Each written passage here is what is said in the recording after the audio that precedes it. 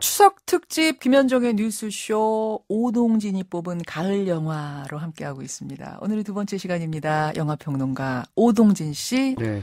제가 4일 동안 나오게 돼 있잖아요. 그렇습니다. 그중에서 8편인데요. 예. 그중에서 한 편은 진짜 가족영화 한번 해야 되겠다라고 생각해서 고른 게 이제 보이후드입니다. 네. 가족 영화로 8편 중에 한 편은 골라야겠다고 네. 생각해서 그러니까 고른 게 보이후드. 어쨌든 가족이 좀 나오는 영화. 예. 그렇죠? 네, 제가 어제 소개해드린 8.15 가는 길은 이제 부부, 그렇죠. 또 애인 뭐 이렇게 로맨스였다면. 그렇죠. 네.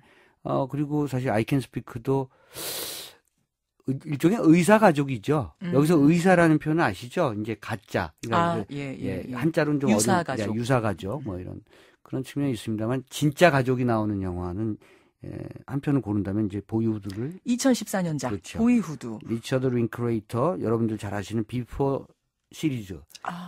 비포 선라이즈 거기에 나오는 그렇죠. 그 비포 그 선셋 뭐 이런 세 편의 영화를 만든 감독이고 리처드 링클레이터가 굉장히 미국 영화계에서는 가장 뭐랄까요? 젊고 싱싱한 그런 느낌의 감독이었죠. 이젠 뭐 나이가 좀 이제 중년으로 가고 있습니다만. 예. 에단 호크 나오고요. 파트리샤 아케르 나오고 네. 엘라 콜트레인이 나오는데 이 영화의 특징은 이런 영화는 이제 전무후무한 거죠. 12년 동안 프로덕션 기간을 가졌고요. 저도 지금 그 얘기 듣고 깜짝 놀랐어요. 12년 동안 촬영을 했다면서요? 12년 동안. 그렇죠. 출연 배우가 안 바뀌고 똑같이. 계속 나이를 먹는 거죠. 그러니까 영화와 함께 그냥 배우들이 나이 그렇죠. 먹어가면서 계속 찍는 그래서 거예요. 이제 특정 기간을 정한 거예요. 와. 이제 이 영화가 그래서 예. 4개가 좀 나오진 않아요. 어허. 그러니까 일정 기간 7월, 8월 뭐 이렇게 여름이면 네, 여름 모르게 딱 딱 정해놓고 정해놓고 1년마다 만나요. 그렇죠. 딱 만나서 12년을 같이 찍는 거죠. 세상에. 그러니까 누구죠? 패트리샤 아케르도 늙고 에단 호크도 늙고 여기 아이 특히 이제 보이후드니까요. 예. 성장하는 그 소년의 어떤 그 성장 과정이 그대로 보여지는 거죠. 아니 보통 그러니까 이게 막 예를 들어서 12살에서 12년 더 하면 24살이잖아요. 네. 그럼 보통의 영화에서는 12살은 아역을 쓰고 네. 24살은 성인이 나오는데 그렇죠. 이 영화는 말하자면 12살과 24살이 이렇게 같은 배우로 네. 그러니까 영화는 그 영화를 만드는 사람이 쉽게 말씀드리면 자꾸 그러니까 속된 말로 하면 또라이적 근성이 있잖아요. 그러니까 생각을 자꾸 달리하는 방식을 택하거든요. 예. 이렇게 만들면 어떨까? 어떻게 하면 새로울까? 그렇죠. 독창적일까? 근데 이제 지금 말씀하신 것처럼 그 제한된 시간 안에 만들어야 되니까 그렇게 더블 캐스팅을 하거나 뭐 이렇게 하는데 그럼 그러지 말고 뭐 꼭 그렇게 만들어야 돼? 영화를 꼭 뭐 2달 안에 만들어야 돼? 뭐 1년 안에 그런 법이 만들면 어딨어? 어때? 그런 법이 어딨어? 그러니까 우리는 늙어가면서 만들자. 그래서 야. 원래는 12년보다 더 길게 잡았을 걸로 알고 있어요, 제가. 그래요. 그런데 이제 12년으로 끊었고, 어허. 왜냐하면 아마 조금씩 힘에 붙였던 걸로 알고 있습니다. 왜냐하면 아이도 커가고, 남자 배우도 커가고요. 그리고 에단 호크도 점점 늙어가고, 한 작품에 너무 매몰되어 있는 것도 매너리즘에 빠지기 때문에, 이 정도 기간으로 끊었는데, 어쨌든 그 영화가 할 수 있는 새로운 실험을 한 거죠. 대단합니다. 그렇죠. 대단합니다. 사실 다큐 중에는 그런 게 있어요. 그러니까 PD가 자기 아이를 넣고, 임신에서부터 아이가 커가는 모습을 그냥 담는 거야. 자기 그렇죠, 아이를. 그렇죠, 이런 다큐들은 있는데. 그런 건 있을 수 있죠. 이거는 짧죠, 그래도. 짧죠. 그리고 어차피 자기 가족이니까. 네. 근데 이거는 정말 모르는 배우들이, 배우와 감독들이 12년 동안 본인이 어떻게 될지도 모르는데. 네. 중요한 이걸 말씀, 약속하고. 지금 중요한 말씀인 게요. 그게 그만큼 이 프로덕션에 모여있는 스태프과 감독과 배우가 작품에 대한 합의가 좋았다는 거잖아요. 호흡. 그러니까 합의를 한 거죠. 그렇죠. 네. 정치적 합의를 한 거 아니에요. 내가 아무리 바쁘고 돈 벌 일이 있다 하더라도 그리고 이제 세계적 스타가 될 수도 있잖아요. 이 영화는 사실은 그렇게 큰 영화가 아닙니다. 그러니까 영화적 규모로 따지면 소품이죠. 블록버스터가 아니에요. 블록버스터 아니죠. 기간만 길어서 그렇지. 그렇죠. 그러니까 이 기간 동안에 내가 어떻게 변할지 모르지만 약속은 지킨 거잖아요. 그런 신조하에 이런 영화를 같이 가자라고 합의를 해서 프로덕션으로 모였으니까 쉽게 말씀드리면은 영화가 자본과 시스템에 의해서 움직이는 것이 아니라 사람의 의지와 길드적 조합, 장인들의 조합으로 만들어진다는 것을 다시 한번 보여준 그런 역작인 거죠. 저는 아직 줄거리 말씀도 안 하셨는데 그냥 그 사실 자체만 가지고도 보고 싶네요. 그렇죠. 보이후드란 영화. 그러니까 아이의 성장 과정이라고 하는 건 사실은 그러니까 소년이 됐든 소녀가 됐든 청소년기를 거쳐서 성인이 되는 과정이라고 하는 것은 인생과 자연의 보편적 뭔가를 갖고 있어요. 그렇잖아요. 그러니까 우리가 흔히들 얘기할 때 애가 몇 살이야? 그러면 뭐 중2야. 그러면 그 무섭다는 중이병. 뭐, 내지는 몇 살이야? 그러면 뭐 다 키웠네. 뭐, 그렇죠. 뭐 7살이야? 그럼 미혼 7살. 아이고, 뭐 이런 식의 하겠네. 뭔가 제너럴한 뭔가가 있잖아요. 보편적인 게 있죠. 그 안에는 보편적인 그 흐름 속에 그 아이가 커가는 사회, 정치, 환경 이런 게 다 백스토리로 등장해 있습니다. 그러니까 영화 보이후드는 2002년부터 2013년, 14년까지 12년 동안 미국 사회의 한편의 역사를 보여주는 작품이기도 한 거예요. 아하. 이런 아이가 성장하는 과정 속에서의 그 후면에 보이는 미국 사회, 후면으로 보이는 미국의 가정. 근데 이게 지금 다큐는 아니잖아요. 그렇죠. 그럼 시나리오는 그 매해의 그 무렵에 씁니까? 모이기 전에? 전체적인 얼개는 가지고 있고. 전체는. 그렇죠. 그런데 이제 변화가 있잖아요. 그렇죠. 변화가 있으니까 그때 매해마다의 수정을 좀 해가면서. 왜냐하면 아이가 컸는데 지금 말씀드린 것처럼 청소년기에 갖게 되는 에피소드 그리고 머릿속의 생각. 우리는 그 자기가 커나갈 때는 자기가 세상을 다 안다고 생각하잖아요. 심지어 맞아요. 7살도 알 만큼 안다 나. 그렇죠. 세상을 너무 살아보니까 뭐 이런 얘기 하잖아요.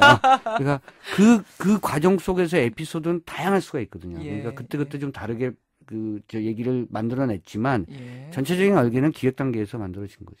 줄거리는 그럼 주제는 뭐예요? 주제.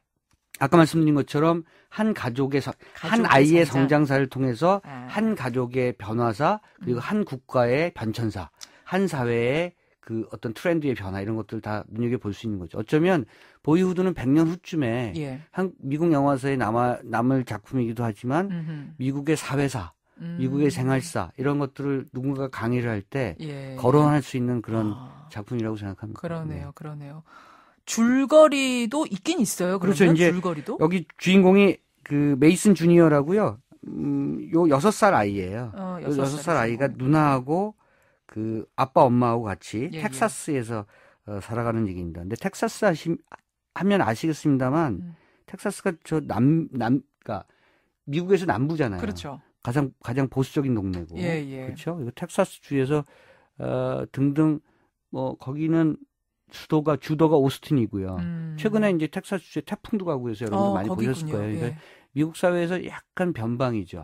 제가 뭐 중심과 변방을 굳이 나누려고 하는 건 아닙니다만 어쨌든 그 지역에서 그 넓은 땅에서 가족이라는 테두리지만 역시 그 넓은 땅에서 약간 고립돼 살아가는 한 가족의 이야기입니다. 그러니까 미국이라는 사회가 굉장히 복잡한 사회 같지만 굉장히 넓은 땅이기도 해서 굉장히 긴밀히 연결돼 있는 것 같지만 굉장히 단절돼 있는 그런 사람들의 삶이거든요. 그래서 그 안에서 자기의 주체성과 사회적 관계를 어떻게 그물망으로 엮어내느냐가 이야기가 굉장히 다양하게 펼쳐집니다. 그래서 텍사스라는 배경이 이 영화에서는 중요하고 그리고 이 중하층의 어떤 그런 삶이 2010년대까지 2002년에서 2012년까지 어떻게 전개됐는가 이런 것들을 볼 수 있는 그런 영화입니다. 정말 괜찮은 영화일 것 같습니다. 보이후드 2014년작 오늘 가을 영화 첫 번째로 소개해 주셨어요. 좋은 음악들이 영화 곳곳에 담겨 있다 그러던데 한 곡 딱 고르라 그러면 어떤 거 추천하시겠습니까? 여기 이제 성인이 된 주인공이요. 이제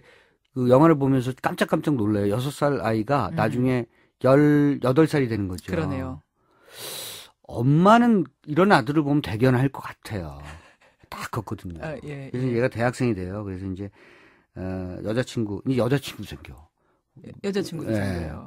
자동차 이제 운전도 해. 그리고 그러면 이제 떠난 거죠. 그렇죠? 여자친구와 함께 자신의 인생, 이제 가족의 인생이 아니라 이제 벗어난 거예요. 자기의 주체적 삶을 향해서 가는 장면에 나오는 노래입니다. 그래서 지금 6살짜리가 18살이 된 거죠. 영화 속에서 같은 배우가 그렇죠. 신기하네요. 마지막 장면이 그 6살짜리가 18살이 돼서 여자친구를 태우고 그렇죠. 자동차로 쉬 달리는 그 장면에서 나오는 곡. 예, 새로운 인생을 살아가는 거죠. 이제. 엄마 아빠하고 끝.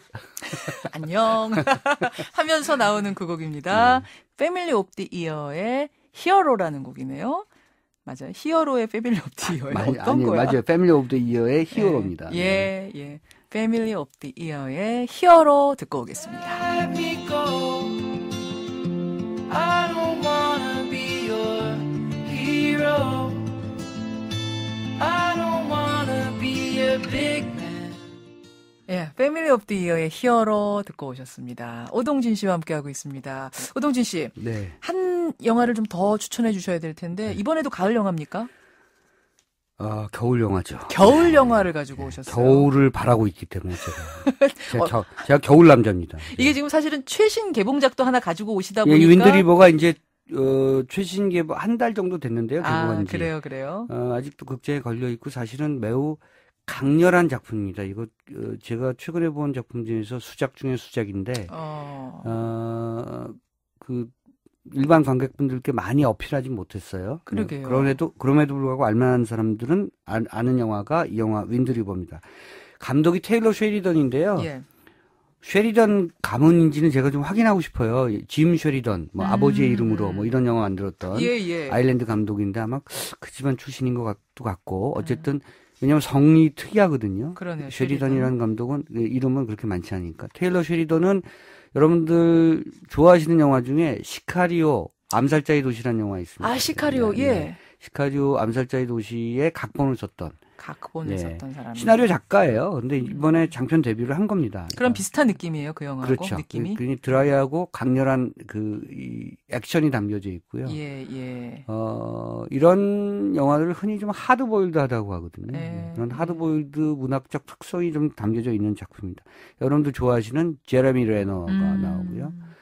엘리자베스 올슨도 많이 좋아하시는데 그 배우도 나오고. 쉽게 말하면 제가 좀 전에 소개해드린 영화 보이후드가 텍사스를 배경으로 하고 있으면 거기도 좀 변방이잖아요. 그렇죠. 여기도 변방입니다. 여기는 와이오밍입니다. 그러니까 이제 그 겨울강에서 부는 바람처럼 아주 차갑고 매서운 그런 바람을 의미하는 게 윈드리버입니다. 네네. 와이오밍주에 실제 있는 산맥 이름이라면서요. 그렇죠. 윈드리버라는 그렇죠. 게. 거기가 아주 혹독한 겨울이거든요. 바람의 강. 그리고 거기에 이제 인디언 레저베이션이 있고요. 그러니까 인디언들이 사는 인디언 보호구역이 있는 거죠. 그러니까 여러분들이 영화를 보실 때는 두 가지를 좀 특징 지어서 보시면 좋겠는데 일단 공간을 잘 보셔야 돼요. 이게 도대체 네바다에서 만약에 벌어진 그러니까 여러분들 좋아하시는 스티븐 킹 같은 그 공포 소설 작가, 뭐 미저리도 쓰고 뭐 등등 많이 쓰지 않았습니까? 이 공포 소설 작가가 주로 배경을 쓸 때 미네소타, 그리고 캔사스 이러거든요. 거기가 미국 한복판이에요. 미국 지도를 놓고 보시면 50개 중에서 한복판인 게 완전 중심부. 캔사스 미주리예요. 거기서 만약에 이상한 사건이 퍼진다, 바이러스가 퍼진다, 이건 암묵적으로 뭐냐면 미국의 중심이 무너지고 있다. 이런 것을 이제 암시하는 얘기인 거죠. 장소가 주는 상징이 있는 거군요. 그러니까 영화든 소설이든. 와이오밍은 그 몬태나하고요. 미국 서부 북부에 있는 몬태나. 그러니까 대부분 사람들이 말 타고 다니고 이 뭐죠? 이 모자. 카우보이 모자를 쓰고 다니는 게 몬태나잖아요. 거기서 소를 방목을 하고 이런 데죠. 그렇죠. 거기 밑이에요. 그러니까 네바다 사막지대하고 몬태나하고 사이입니다. 굉장히 춥습니다. 아까 말씀하신 그 산맥이 있고 산이 있고요. 여기서 나오는 그 제레미 레너는 쉽게 말씀드리면 헌터예요. 사냥꾼? 그렇죠. 우리 식으로 얘기하면 엽사. 이게 더 정확한 것 같아요. 뭐냐면 그 마을 주민들 인디언 레저베이션 구역에서 인디언들은 대부분 소를 키우거나 염소를 키우거나 양을 키우고 살아요. 근데 워낙 산세가 심하고 여기는 사람보다는 동물이 많은 사는 지역이니까 허구한 늑대가 출몰하고 퓨마가 출몰을 해요. 그러니까 누군가 얘네들 쫓아내줘야 돼요. 우리도 멧돼지 출몰하면 엽사 나가잖아요. 근데 그런 엽사군요. 이 백발백중 엽사예요. 그냥 명사수예요. 그냥 뭐 다. 그러니까 마을 주민들이 이 사람한테 항상 또 퓨마가 나왔어. 잡아줘. 이런 역할을 하는. 해서 그 눈밭과 서론을 다니면서 맹수를 없애주는 거예요. 이제 지역은 지금 인디언 보호구역입니다. 그렇죠. 이 사람은 인디언이 아니고. 아니죠. 백인이고. 인디언 여자랑 결혼을 했어요. 지금은 이혼한 상태예요. 근데 이제 눈밭에서 잔혹하게 죽은 한 여자아이의 시체를 발견하게 되는 거죠. 거기서부터 시작입니까? 거의 초반부죠. 한 소녀가 죽어 있는 걸 눈밭에서. 인디언 소녀가. 그렇죠. 인디언계의 소녀가. 그런데 알고 보면 자기 딸도 비슷하게 죽었어요. 그러니까 이제 그런 상처가 있는 거죠. 이 엽사가 갖고 있는 개인사, 그 와이오밍주에서 벌어지는 미스터리한 살인 사건. 스릴러 영화예요, 그러면? 살인 사건을 쫓는? 그렇죠. 미스터리 서스펜스 스릴러죠.